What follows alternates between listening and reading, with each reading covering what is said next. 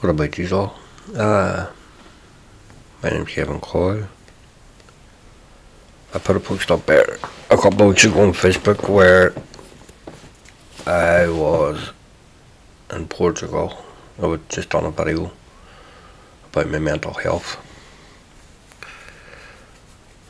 And it was down to seeing a Facebook post that caused me to actually do the wee video. It was basically a reactionary video. And it was down to reading a post on Facebook about somebody taking their lives, or had tried to take their lives on the River Coylo, which is a local river in Derry. And it is synonymous for taking the lives of young people in Derry. And there's about 50 or 60 lives lost on there that I can recall. But so that's why I done the video. So today's just a follow up to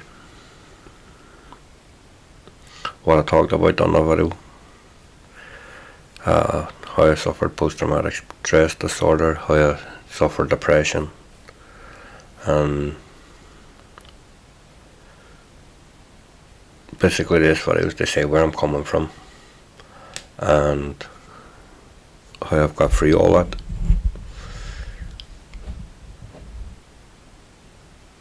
Well, we'll talk about how I got through all that in another video today. We're going to talk about the causes of it, because it all comes from childhood trauma.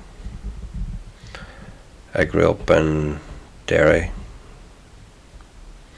I grew up in the Bogside, Derry, in Ireland. Born 1981, right in the heart of the Troubles. Born just a month after the hunger strikes had ended. I think it was Michael Devine was the last to die, the end of August. I'd born a month later in September. I'd born a house in the Bogside, 12 Blucher Street. It's about just over 120 yards, 130 yards from Friedare Corner, maybe a wee bit more.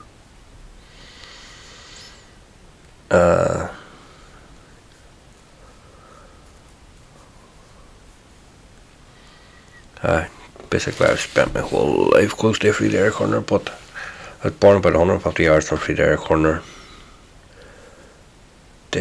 My parents, the wonderful Aileen and Kevin. Kevin was a Rosemount man, Kevin Coylo Senior, Rosemount man, and lived up at Rosemount. Well, I think grew up lower Nassa Street in Rosemount Gardens, but it was always in Rosemount anyway. He had John, James, Dennis, Patrick. I would have had 4 brothers. 3 of them grew to adulthood. 1 died as a child. Patrick died as a child, as far as I know. And his mother and father was Danny Coylo, Alice Coylo.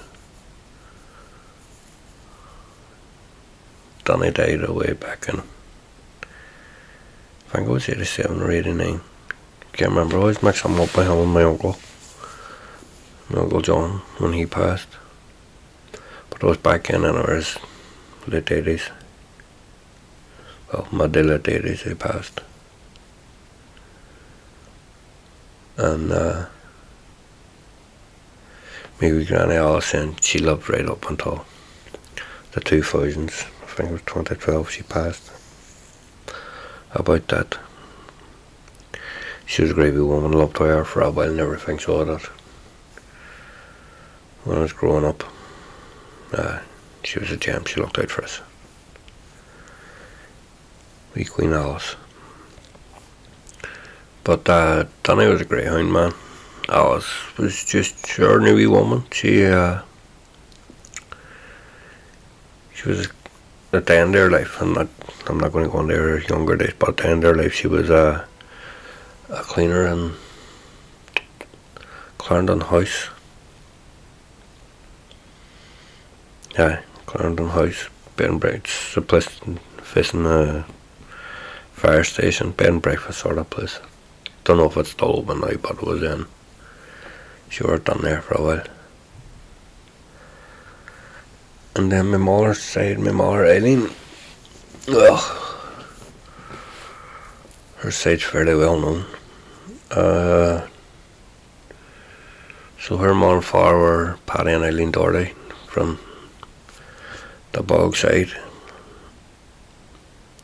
Paddy Bogside Doherty. For anybody that doesn't know him, he was a leader in during the Battle of Bogside. He's chairman of one of the groups. Oh, I can't remember what there. I'll get this right, please. He's got a fucking book and everything. What was it? Paddy Doherty was the final authority in Free Derry, the nationalist enclave of the city, which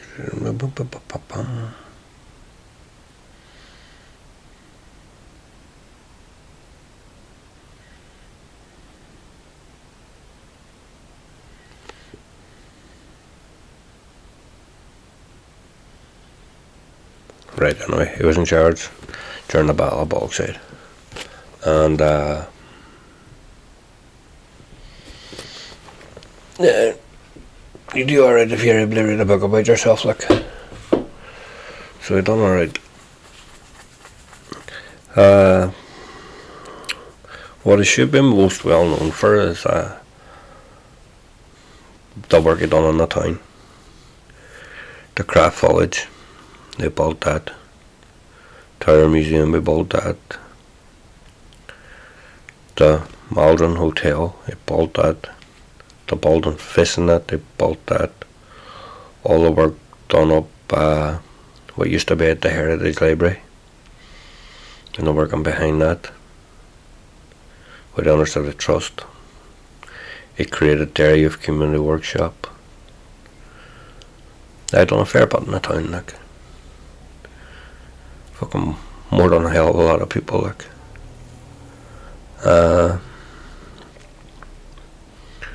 Helped set up the credit union in Derry. And that'll help me move on now to my wee granny, who just happened to be the first ever member of the credit union in Derry, which was cool. It's a cool bit of history for Derry, like. I like how much my grandparents played role in the history of Derry, and how, especially through that generation, the 60s and 70s, there's a lot happened then, like. There's the whole face of the north changed. It wasn't just Derry changed, there was the whole fucking north changed then. That was the 30-year peace process. But we just didn't realise we had to go fucking through 30 years of shit and murder just to get that. Fuck off.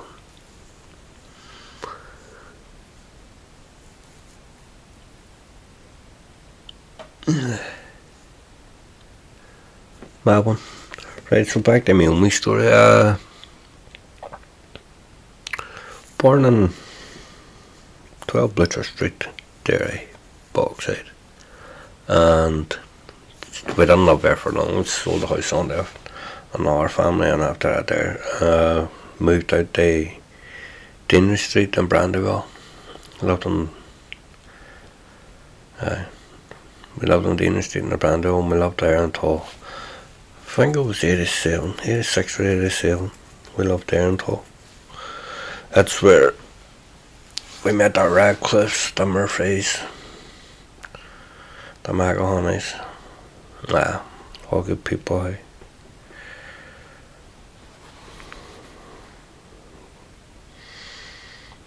But that's where life started to become life.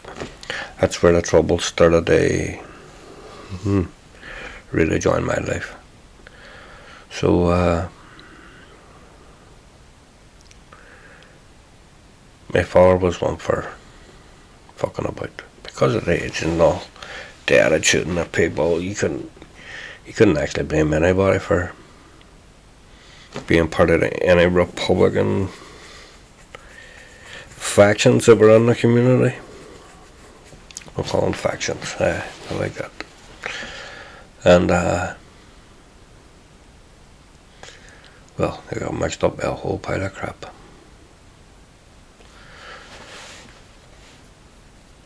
On the 23rd of February 1985, a group of IRA men came to the house, and my mother opened the front door. They put a gun to her head and held her against the wall. My mother was pregnant at the time. I think she was about 4 months pregnant at the time. And proceeded on the house. My father at the time was upstairs putting my sister to sleep, my baby sister. And he came downstairs. They took him into the kitchen,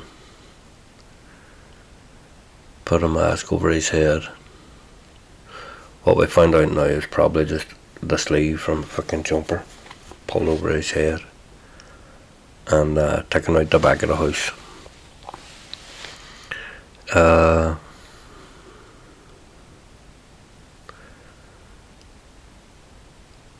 Before they already left my house,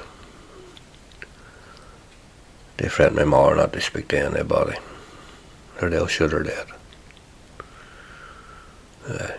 Cunts.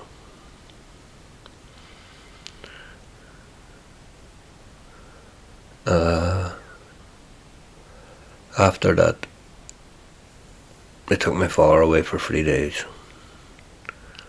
Tortured him for 3 days. On the 3rd day, they contacted the family to say he would be coming home. That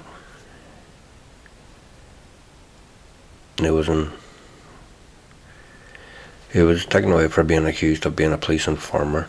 That was the accusation he was taken away by. Turns out he was not a police informer, for as far as I know.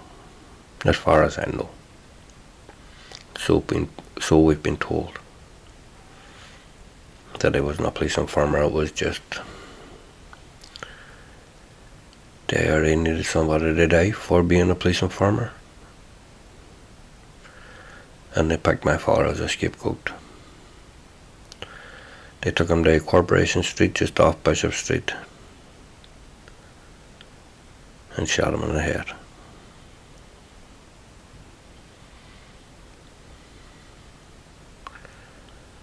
(23rd of February 1985).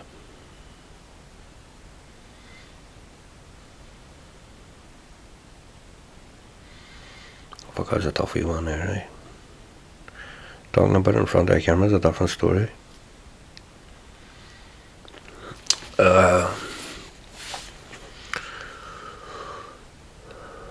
So moving on from that, well, if he can, it's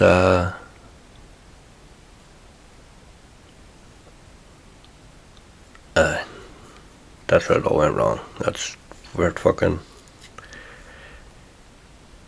shit hit the proverbial fan, if you know what I mean. It just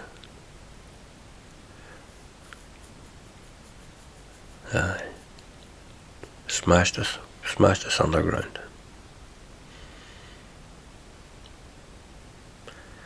My mother was pregnant with my wee brother. He was then born in August.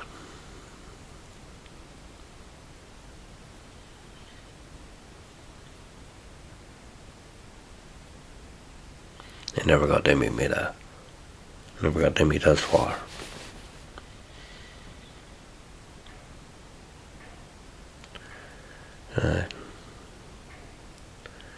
That's Rafi. Single mother, 4 children. And they didn't even leave her alone there. But we'll get to that.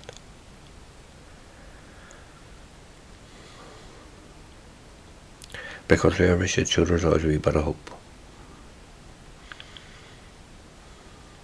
And after all that there, after the whole shit show, my mother struggling and struggling and struggling. Us me mental health issues we didn't even realise we had at the time. We met Big John. Pops.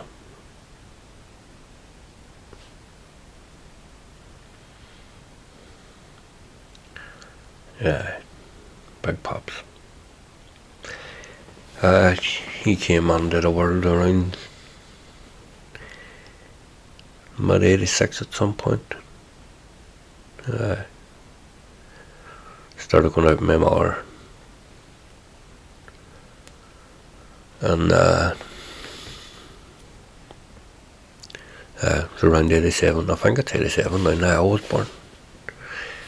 87, I think there's 2 years between them and him and Sean. But there was 87.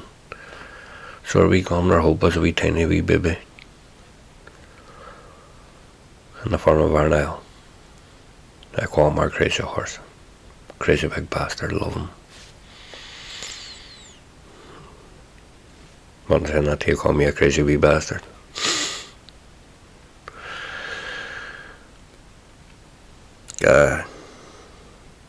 But that was our hope. That was the fucking hope that we got from our whole fucking shit show. Thank God for him. Thank God for John. Thank God for coming on that family and for doing what he done. Saved lives. Saved my mother's life. Definitely saved our lives.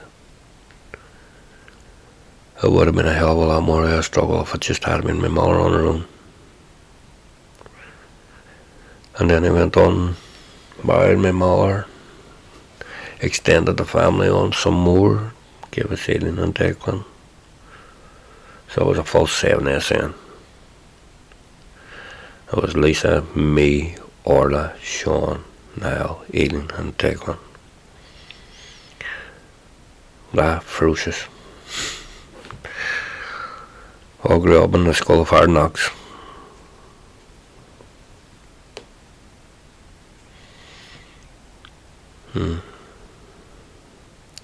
Big John passed away in March this year. 19th of March 2023. He battled cancer. Lost that battle.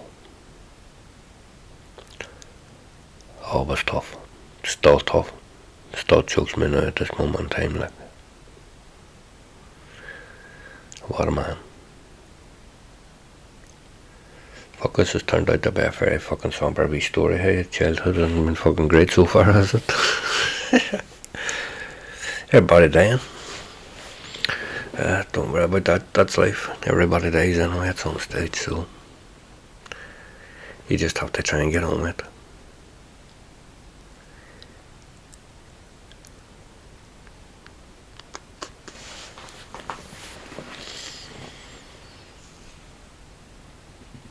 We'll go back a wee bit from fucking John dying this year.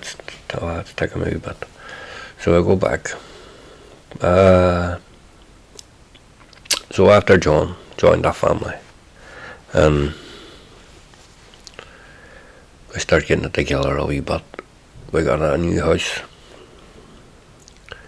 in Lisfannon Park, Freedary Corner, number 7. So we moved out. I think it was 86 or 87. I can't remember. Can't remember if Niall was born in a Brandywell or born in a bog. I think he was born in a bog.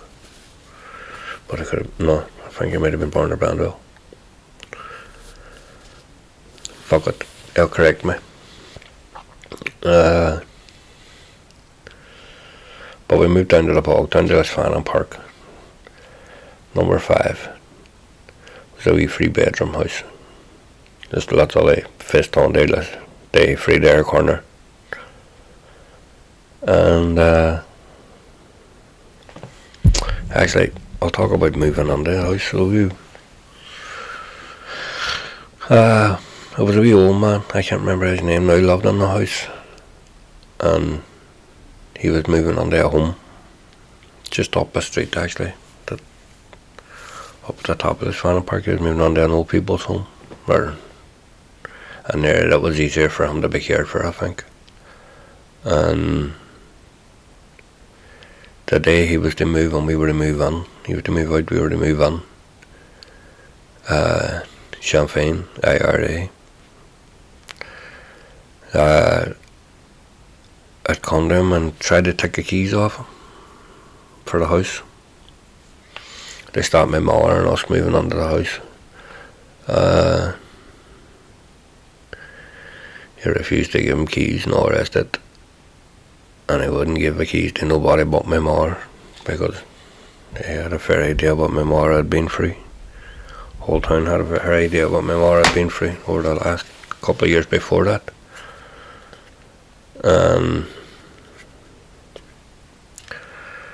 No matter what attempts made by the IRA to stop us moving onto the bog side, they couldn't do nothing about it.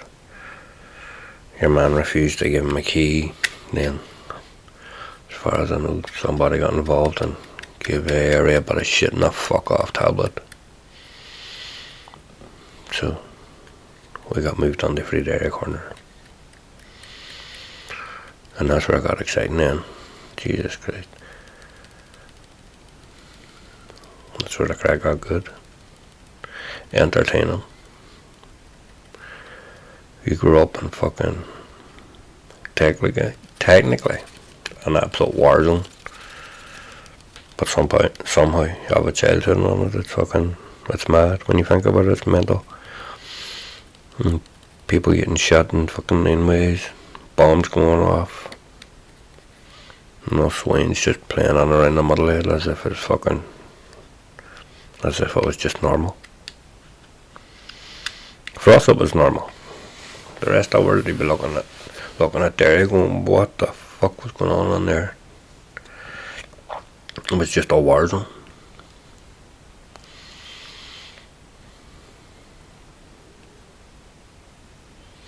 Absolute war zone it was just.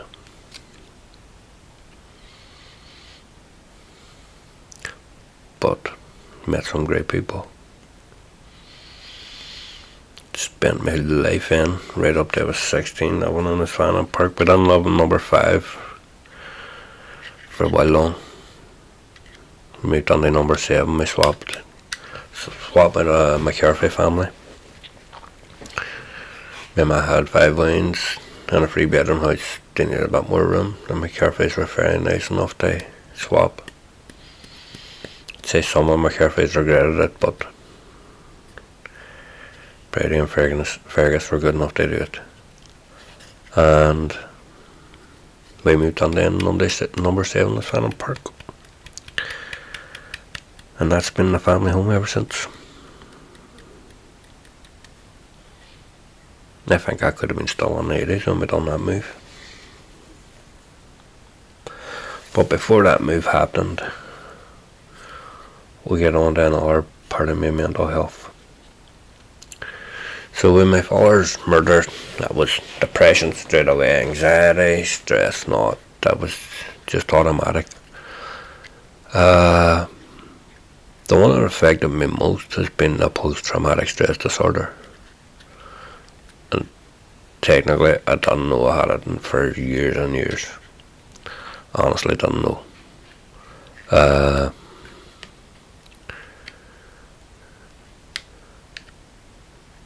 I thought I had some sort of superpower as a Wayne. In my early teen years, for some reason I could just see things happening. I can see things clearer than other people. If you took me into a room, I had that fucking room scoured within a second of being in that room. I knew my exits, I knew everything, I knew everybody sitting. It was mad. But they find out that's just a symptom of post-traumatic stress disorder was a bit weird. Went through life thinking, oh fuck, I'm up on people here. Nah, what the fuck? Little did I know.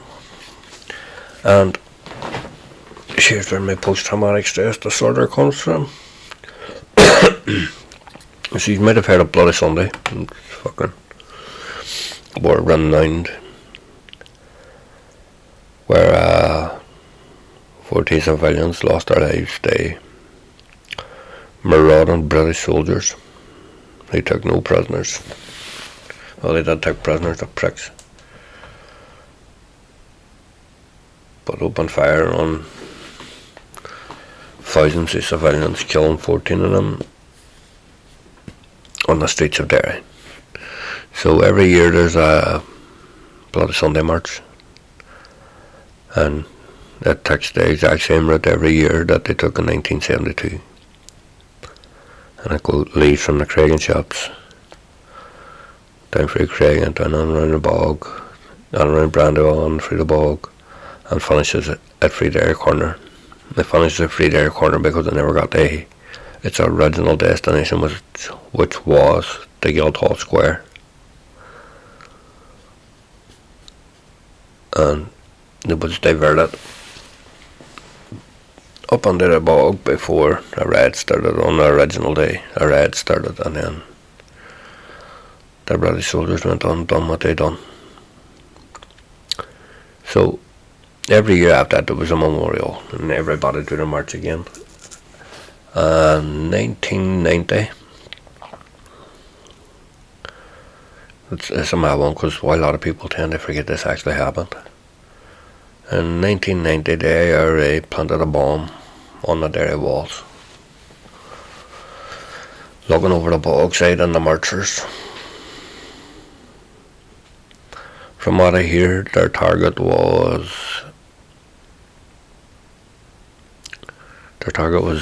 British soldiers who would stand on the Derry walls and watch the people as they done their Bloody Sunday memorial, done their speeches and stuff like that there. It would have been, it's their lookout point, and that would have been it. So there they decided to plant a bomb there with thousands of people at the bottom of a hill, no more than 200 yards away. That's at the bottom of the hill. If you know anything about Friedare Corner, up bog side, you got the Derry walls, you have the banking that comes down, and then you got Friedare Corner. And flats that separate Friedare Corner from fucking the banking. The wee wells separate Friedare Corner from the banking. But the IRA set that bomb off. I think it was around 4 o'clock in the afternoon. I'm not sure the exact time. But I was standing at my Mars living room window. I was standing watching the marchers arrive onto the bog side and the Friedare Corner as they came up the street. I was only 8 years old. I was too young to march at the time. But everybody was sitting in the house as the marchers walked onto the bog. And it's mad the way I remember it now, because all the people are fucking not there anymore in my head. It's been that long. But thousands of people marched on, and then the IRA set the bomb off.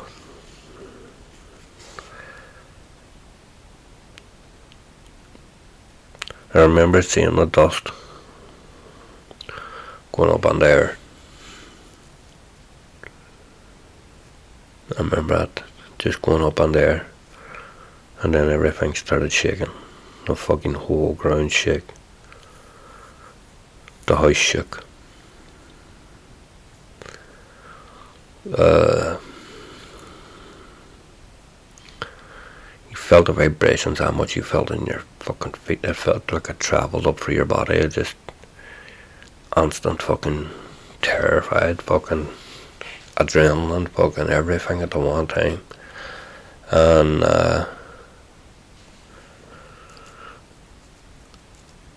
with the vibrations and the fucking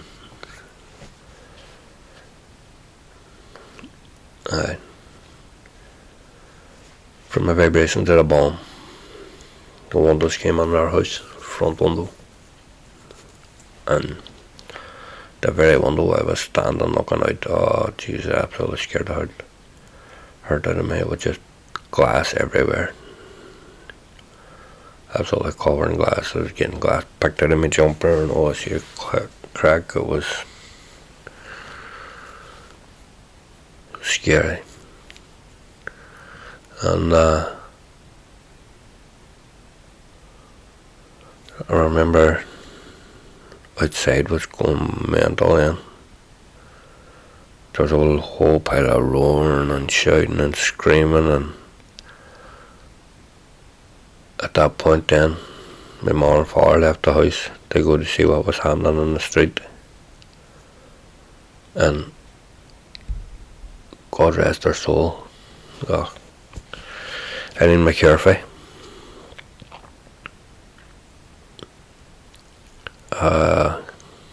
who, she was a wee St. Mary's girl then at that stage,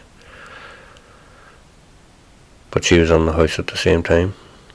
And I just remember after everybody left, she was the only one standing there, and she gave me a big massive hug. It was like a big fucking sister, so it was, but taller. My sister wasn't the tallest, or at least not tallest, so it was a bigger sister.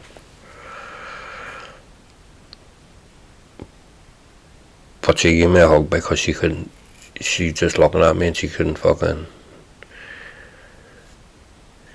watch me shaking. She just grabbed a hold of me and gave me a big massive hug. Sometimes you remember some hugs, and from outside the family person, that was the most comforting hug I've ever had in my life. Because Jesus, I was shitting myself. I was 8 years old at the time. So that was one of them. That's my post-traumatic stress disorder.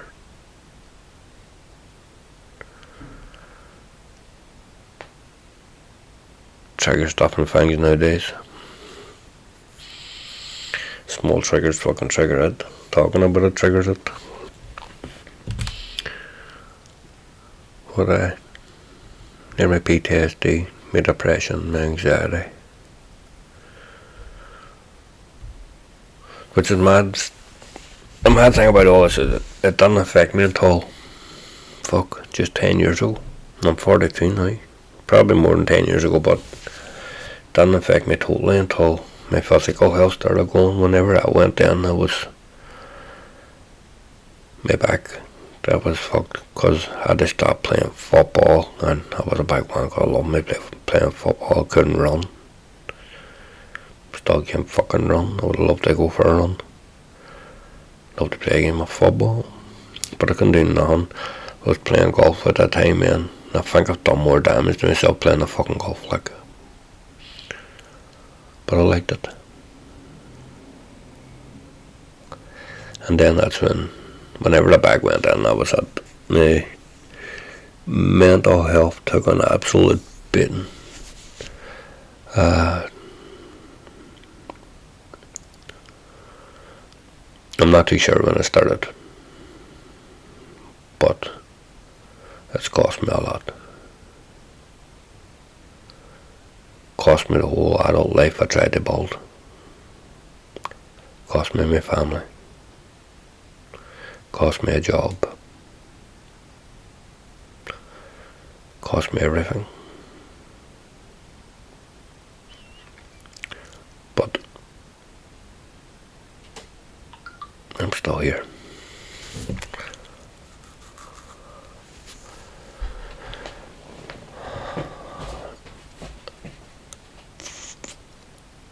For most of you who are to see me for the first time,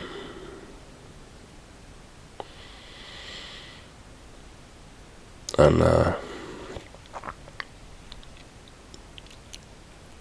you can say welcome back. I've been back for a wee while.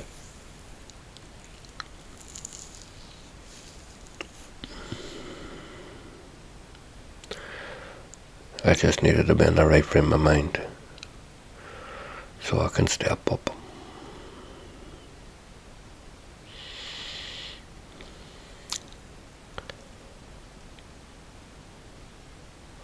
So that's why I suffered so bad with my adulthood and mental health and that. Childhood trauma ain't fucking shit. It'll come back to haunt you. So if your child is going through any sort of childhood trauma, get them a bit of help, get them a bit of counselling, or learn to talk to them. They will talk at some point, because it could cost them their whole fucking life when they get older.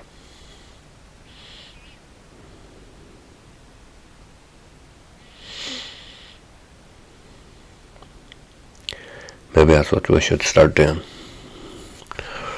Working with the lanes and talking to them and teach them it's alright to talk to your dads, your uncles, your friends.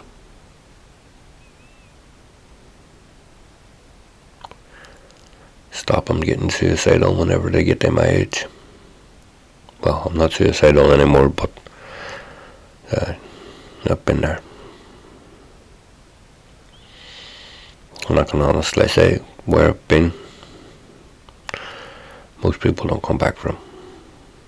I won't say most, but fucking hell, a lot of them don't come back from it. That's what triggered the last video. That's what got me to do the last video, was thinking that somebody else had lost their life. Somebody else had been where I'd been and just didn't get back from it.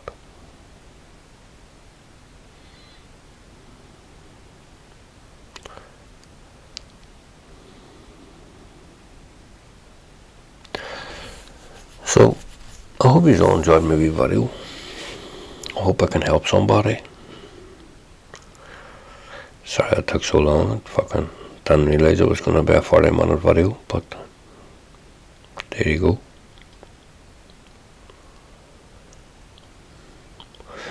I'll make the next one a bit better. Well, not a bit better, a bit shorter. I'll go political. See what politicians we can call cunts, eh?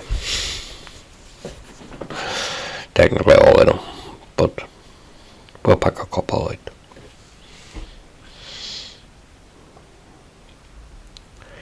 If you've taken the time to listen to this here, thanks very much. And if you know if anybody could help, possibly, who's been through shit, who's been through depression, anxiety, PTSD,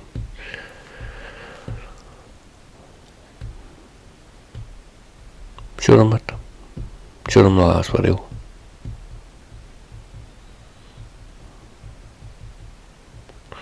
Show the world it's alright to be fucking mad. And we get away with it because we're fucking Irish too. God bless you all. Look after yourselves.